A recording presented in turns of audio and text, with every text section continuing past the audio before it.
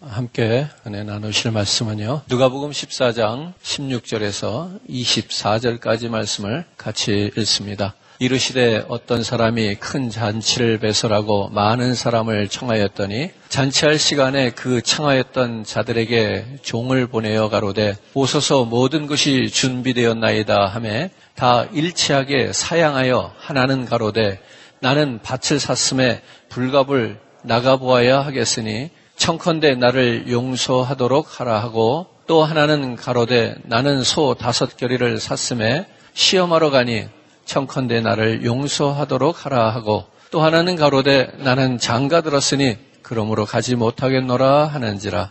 종이 돌아와 주인에게 그대로 고하니 이에 집주인이 노하여 그 종에게 이르되 빨리 시내의 거리와 골목으로 나가서 가난한 자들과 병신들과 소경들과 저는 자들을 데려오라 하니라.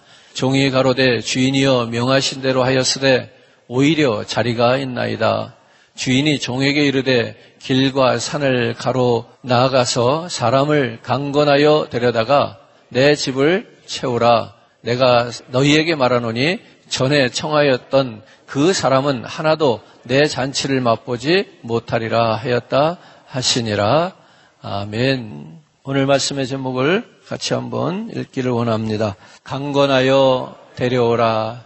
예, 강건하라고 그랬는데 좀 강건해 보시기 바랍니다. 한 번 더 읽어봐요. 시작. 강건하여 데려오라. 데려오라. 여기서 늘 우리가 약해지죠? 목사님 오늘 말씀의 제목을 보니까 전도하라 그러는구나. 느껴져요? 안 느껴져요? 안 느껴져요? 느껴져야 되는데, 아주 강하게 느껴져야 되는데, 강건하여 데려와라. 오늘 잔치집 얘기 말씀을 읽은 것처럼 빈자리를 채워라 했는데 이 빈자리 나보고 채우라 하시는구나. 복음도요, 벌거벗은 복음이 있어요. 너무나 솔직한 복음, 너무나 당연한 복음, 너무나 원색적인 복음, 이런 거 현대 그리스도인들은 별로 안 좋아하죠. 복음에 적당히 옷을 입히고 세련미를 갖추고 뭔가 좀 모던한 패셔너블한 그러한 꾸밈을 통해서 말씀의 제목도 강건하여 데려오라. 너무 노골적이잖아요. 대놓고 전도하라는 거 아니에요 지금. 이런 거 별로 안 좋아하죠.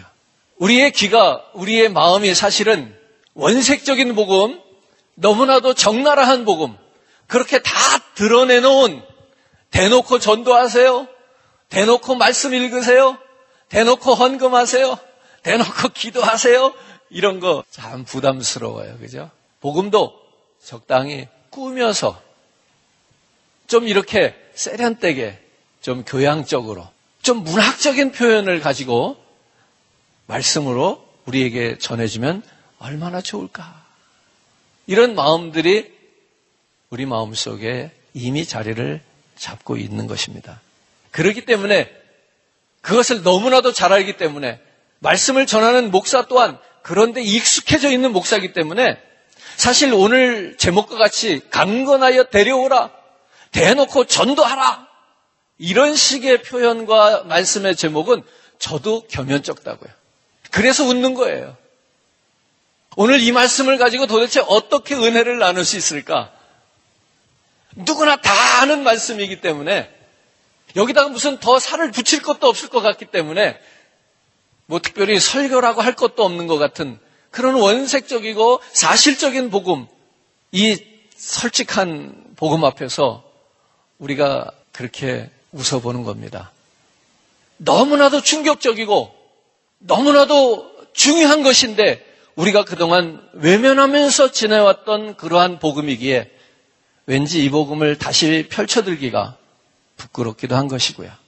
여러분, 우리의 신앙을, 우리의 예배를 잔치에다 비유합니다. 아니, 비유가 아니라 우리의 예배는 잔치가 되어야 되겠죠. 그런데 이 잔치에 가장 필요한 것이 무엇인가? 가나의 혼인잔치에는 좋은 포도주도 중요했습니다만 사실은 제가 지금까지 제 인생을 살면서 제가 참석해본 잔치집에 가장 중요한 것은 음식이 아니라 사람이었습니다. 잔치는 벌려놨는데 사람이 없는 잔치처럼 썰렁하고 의미 없는 잔치는 없어요.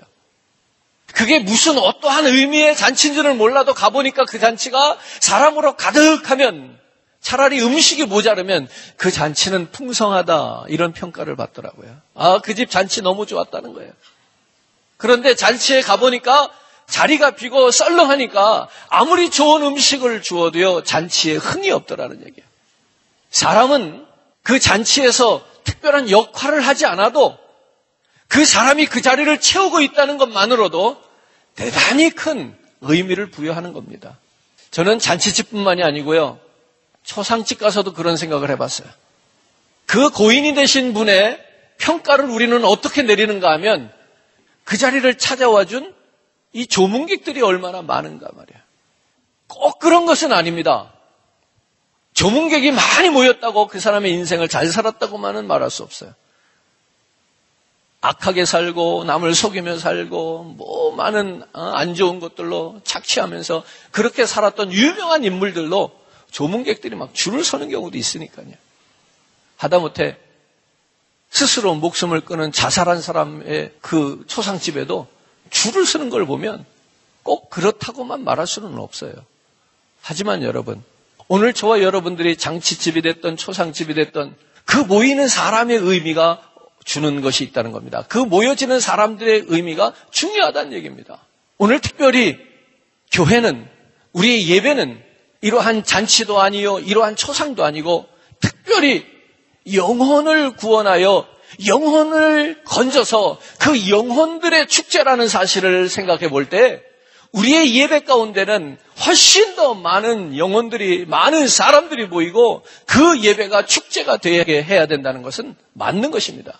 세상의 생일도, 세상의 회갑도, 세상의 고희도, 세상의 초상도 그렇게 사람들이 모여서 위로하고 축복하고 하는 것이라면 영혼들이 하나님 앞에 돌아와서 구원받은 그 영혼의 잔치에 왜 우리가 이 예배가 축복의 자리가, 잔치의 자리가 될 수 없는가 하는 것입니다. 사랑하는 성도 여러분, 세상의 잔치도 사람이 있어야 흥이 나는데요, 오늘 영혼을 살리는 구원의 잔치의 자리에 자리가 비지 않도록 하자는 말씀입니다. 물론 이 구원은 우리의 노력으로, 우리의 힘쓰므로, 우리의 열심으로 구원을 이루는 것은 아닙니다.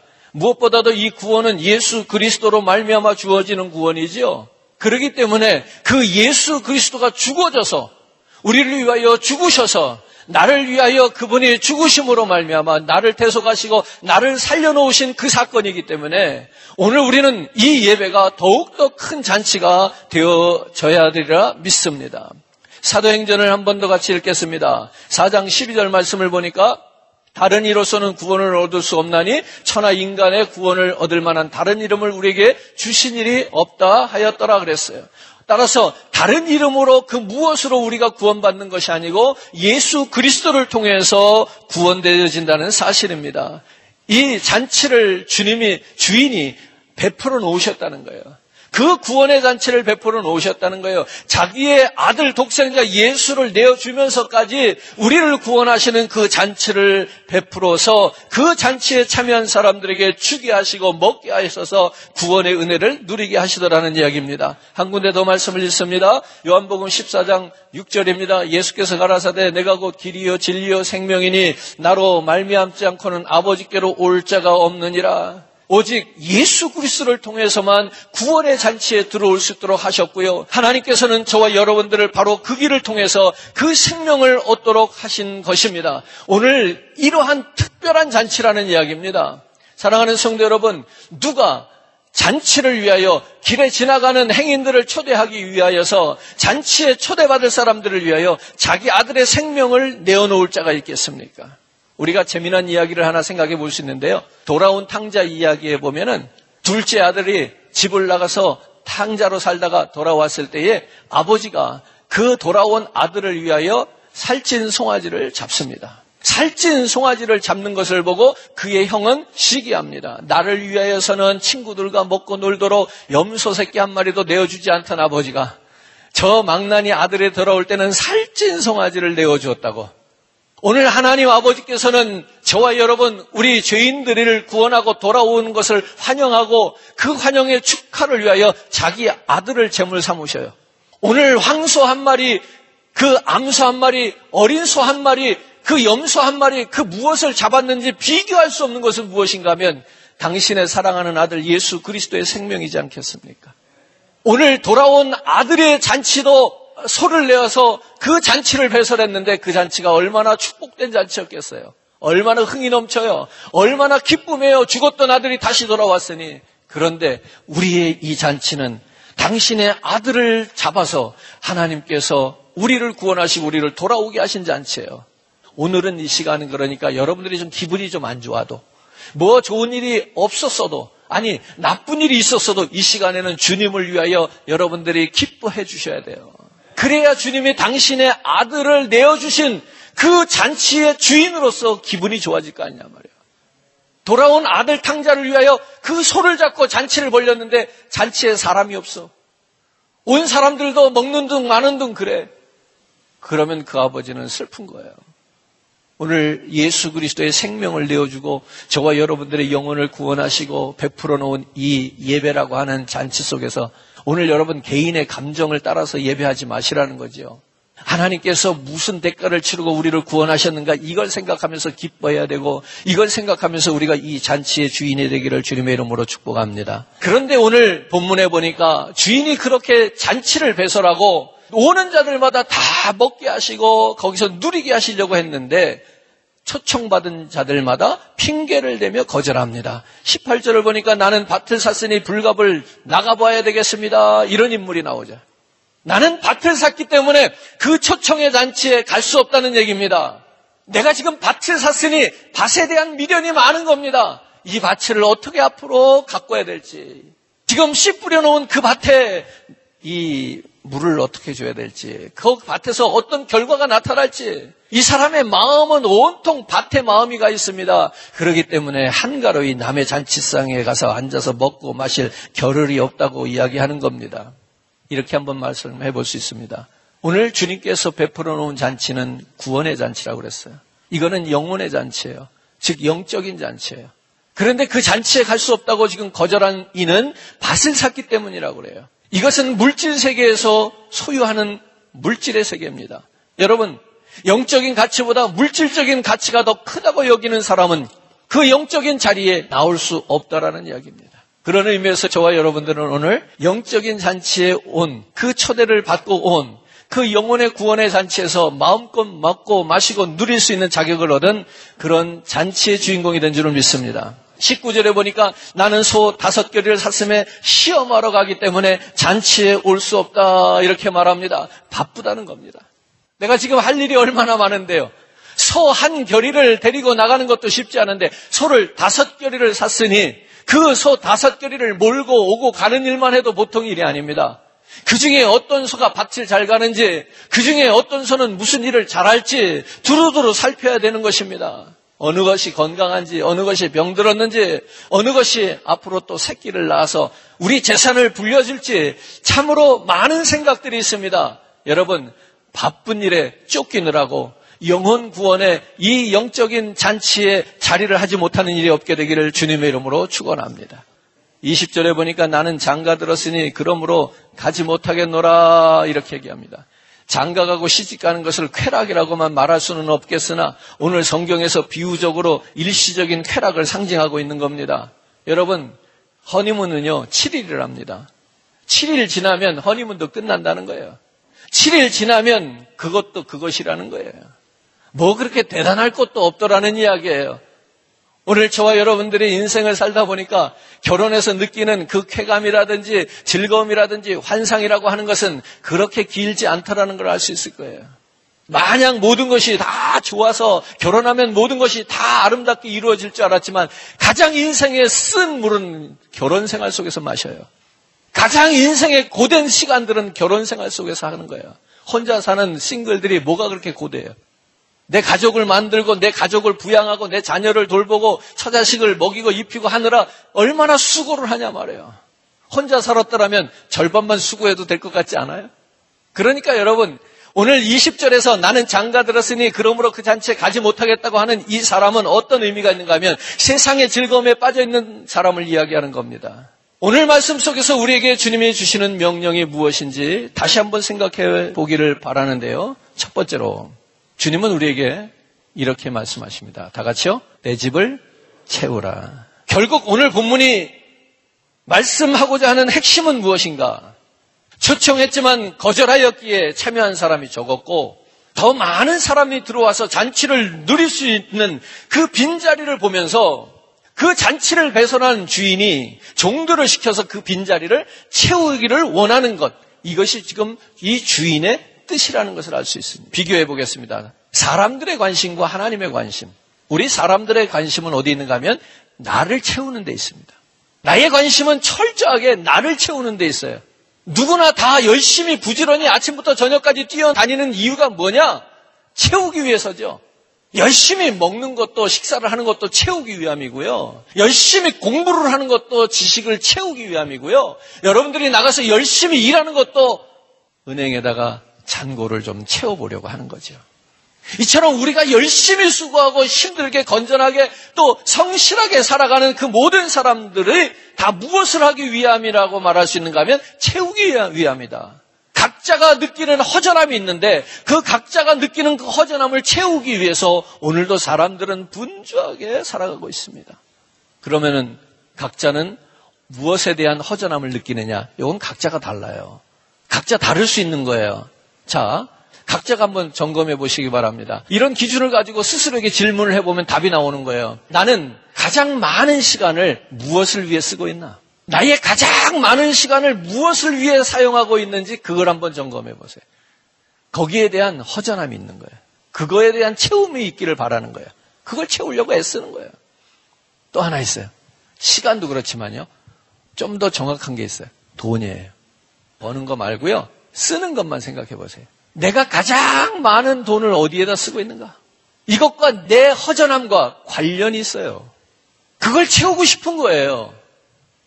그거 채우는 것이 다 나쁘다고는 말할 수 없어요. 어떤 사람은 술, 담배, 마약 이런 걸 채우려고 거기다 돈을 쓰는 사람들이 있죠. 꼭 그렇지만은 않아요. 좋은 데 쓰는 사람들도 있어요. 책을 사는 사람들 있잖아요. 누가 나쁘다고 그래요? 지식적인 허전함이 있는 거예요. 채워도 부족한 거예요. 그러니까 이 사람은 자꾸 책만 사는 거예요. 그러니까 허전하다고 하는 것이 내가 돈을 어디다 쓰느냐는 것이 다 나쁜데 허탄한 데다만 쓰는 건 아니에요. 하지만 그 모든 것들이 다 우리 인간들 자기를 채우기 위함이라는 것을 부정할 수가 없어요. 오늘 나는 무엇을 위해서 시간을, 무엇을 위해서 돈을 사용하고 있는가를 보면은 내가 무엇에 허전함을 느끼고 있는가를 대략 알 수가 있겠다는 얘기예요. 이게 뭐예요? 나의 관심사예요. 여러분들의 관심사예요. 우리의 관심사예요. 그러나 주님의 관심은 어디 있는가? 주님은 어디에다가 시간을 가장 많이 할애하는가? 주님은 어디에다가 가장 많은 수고를, 그 값비싼 가치를 내어주고 있는가? 그것은 빈자리를 채우는 거예요. 그 빈자리를 채우기 위해서 그 구원받은 영혼들의 잔치가 많은 영혼들이 모여서 함께 즐거운 잔치를 배설하기 위해서 당신의 아들 그 돈으로 값으로 비교할 수도 매길 수도 없는 그 가치 있는 그 생명을 우리에게 내어주신 거예요. 아낌없이. 이게 주님의 관심이 아니고 뭐겠어요? 이것이 우리 하나님의 관심이 아니고 뭐겠어요? 내가 관심 있는 곳에 내 그 허전한 것을 채우기 위해서 비싼 값을 치르고 사는 것이 있단 말이에요. 그게 내 관심이에요.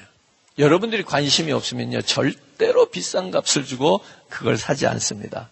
나는 사는데 옆 사람은 안 산다는 얘기예요. 왜? 관심이 다르기 때문에. 이처럼 우리 인간들의 관심은 전적으로 자기를 채우는데, 자기의 허전함을 메꾸는데 우리의 관심을 두고 있다면, 하나님의 관심은 이 영혼 구원의 이 잔치를, 그 자리를 채우는데 관심이 있으신 거예요. 그래서 그 자리에 한 자리라도 더 채우려고 당신의 아들 예수 그리스도를 우리에게 주셨다는 거예요. 오늘 이 잔치 자리의 비유는 이런 거예요. 마태복음을 한번 읽겠습니다. 12장 44절 같이 읽어주세요. 이에 가로되 내가 나온 내 집으로 돌아가리라 하고 와보니 그 집이 비고 소재되고 수리되었거늘 이에 가서 저보다 더 악한 귀신 7을 데리고 들어가서 거하니 그 사람의 나중 형편이 전보다 더욱 심하게 되느니라. 이 악한 세대가 또한 이렇게 되리라. 이 악한 세대가 또한 이렇게 되리라. 이 이야기, 앞에 이 이야기는 무엇을 지금 설명하고 싶은 건가 하면 이 악한 세대를 설명하고 싶은 거예요. 그죠? 근데 이 앞에 내용은 무엇이죠? 귀신 들린 자를 내어 쫓았더니 그 귀신이 나갔는데 그 귀신이 나가고 난 뒤에 그 마음을 깨끗하게 청소해 놨는데 아니 이 귀신이 돌아다니다 보니까 갈 데가 없어서 예전에 내가 살고 있던 그 집을 한번 다시 와본 거예요. 그랬더니 이게 웬일이에요? 청소가 잘 돼 있는 거예요. 그런데 마침 주인이 없어요. 여전히 비어 있더라는 거예요. 자기가 나가고 나서 다른 주인이 들어온 줄 알았는데 살짝 가서 보니까 다른 주인이 아직 안 들어왔어.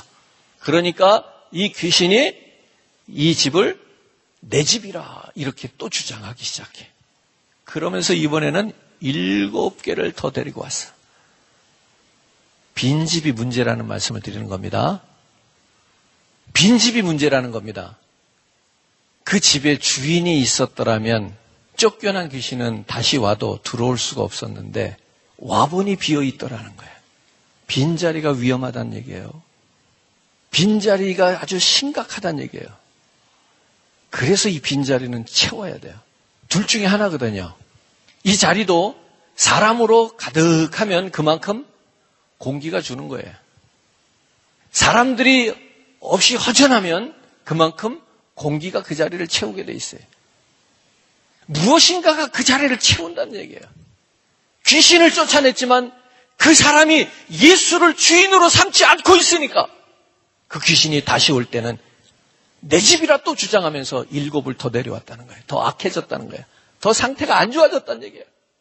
여러분들이 회개만 하고 여러분들이 그냥 죄를 씻기만 하는 건 되는 것이 아니라 여러분들의 마음의 심령을 그리스도로 채우지 않으면 빈집으로 놔두면 위험하다는 얘기예요. 그래서 주님의 이 천국 잔치에도 빈자리를 주님이 싫어하시는 거예요. 채워야겠다는 거예요. 거기는 둘 중에 하나로 채워지는 거예요. 빛과 어둠 둘 중에 하나로 채워지는 거예요. 선한 것과 악한 것 둘 중에 하나로 채워지더라는 얘기입니다. 그러기에 오늘 성경은 우리에게 말씀하는 겁니다. 채워라. 내 집을 채워라. 무엇으로 채우라고 하시는가 하면 성령으로 채우라고 말씀하십니다. 에베소서 말씀 한번 읽어요. 에베소서 5장 18절 말씀 시작. 술 취하지 말라. 이는 방탕한 것이니 오직 성령의 충만함을 받아라. 성령의 충만함을 받아라. 가득 채워져라는 거야. Fill up 하라는 거야.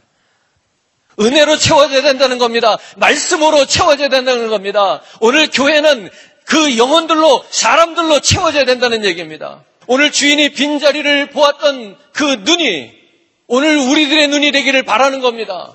주인만 빈자리를 보는 것이 아니라 오늘 나도 이 빈자리를 볼 수 있는 눈이 있기를 주님의 이름으로 축복합니다. 사랑하는 성도 여러분, 오늘 주님은 말씀합니다. 내 집을 채워라. 주님의 뜻을 이루어가는 저와 여러분 시카고 교회가 되기를 축원합니다. 두 번째입니다. 어디를 채우라고 하느냐? 어디를 채우라고 하느냐? 내 집을 채우라고 했는데요. 말씀을 시작하면서도 제가 서론에 그런 말씀을 드렸습니다. 강건하여 데려다가 내 집을 채워라. 그러니까 전도하라는가 보다. 이 교회 빈자리 채우라는가 보다. 이렇게 우리가 생각을 하죠. 사실 이건 선입견입니다. 무슨 얘기냐면 내 집이 어딘가부터 정의를 다시 합시다. 내 집, 여기서 내 집은 하나님의 집이에요. 하나님이 거하시는 곳이에요. 하나님이 거하시는 곳을 우리는 성전이라고 그래요. 하나님의 전이 어디 있다고 그래요? 너희 안에. 구약시대처럼 솔로몬 성전이 아니고요.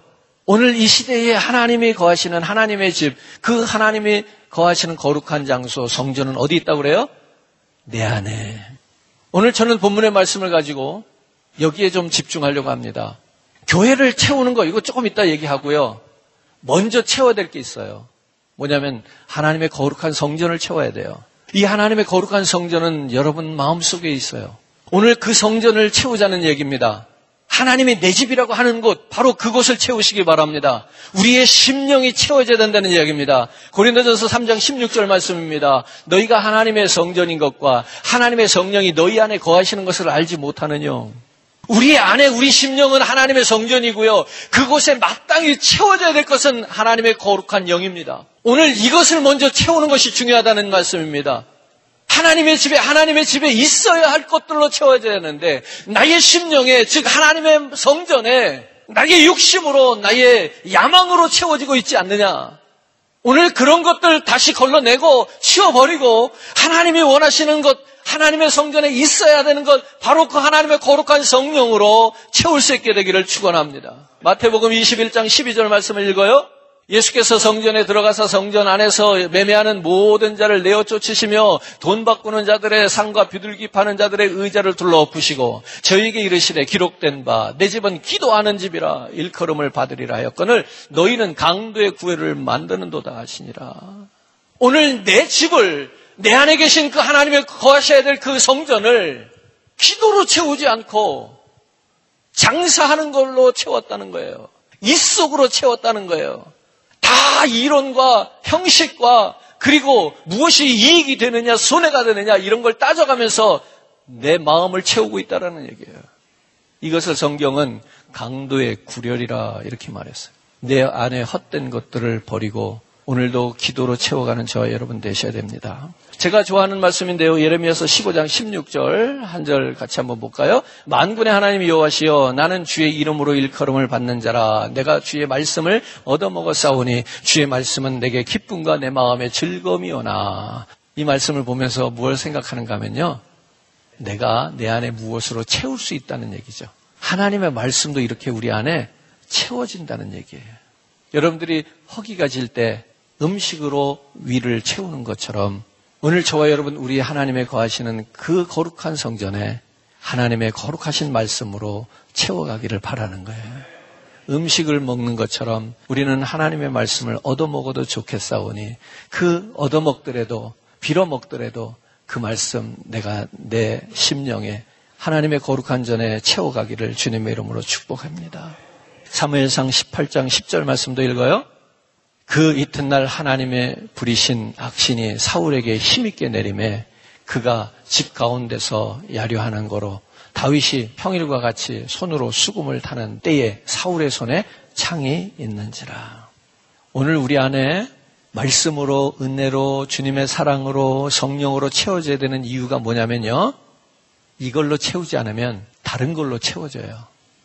이건 내가 채우지 않으려고 해도 채워져요. 근데 우리는 성령을 채우고 말씀을 채우고 은혜를 채우는 것보다 무엇이 자연스러운가 하면 내 개인적인 욕심을 채우는 게 자연스럽죠. 이거는 의식하고 의도하지 않아도 저절로 채워지는 것들이에요. 무슨 얘기인가 하면 둘 중에 하나라는 거예요. 하나님의 거룩한 성령으로 내 안을 채우든지 아니면 악한 영으로 채우든지 둘 중에 하나로 채워지는 거예요. 안타깝게도 중간지대가 없어요. 빛이 아니면 어둠인 거예요. 정말로 내 안에는 거룩한 성령으로 채워지고 있는지 악한 신으로 채워지고 있는지 우리가 좀 확실하게 선을 그었으면 좋겠다고요. 이 악한 것은요. 남을 죽이고 살인하고 막 그런 것만 악한 거 아니랍니다. 여러분. 하나님을 거부하는 것도 악한 겁니다. 하나님이 아닌 사람을 의지하는 것도 악하다 이렇게 말하는 겁니다. 오늘 말씀 속에서 여러분들 각자가 그 음성을 들으셔야 됩니다. 그래야 상처 안 받고 시험에 안 들어요. 오늘 저와 여러분들이 하나님의 집을 채워야 되는 이유입니다. 두 번째는요. 넓은 의미로 하나님의 나라를 채우라는 겁니다.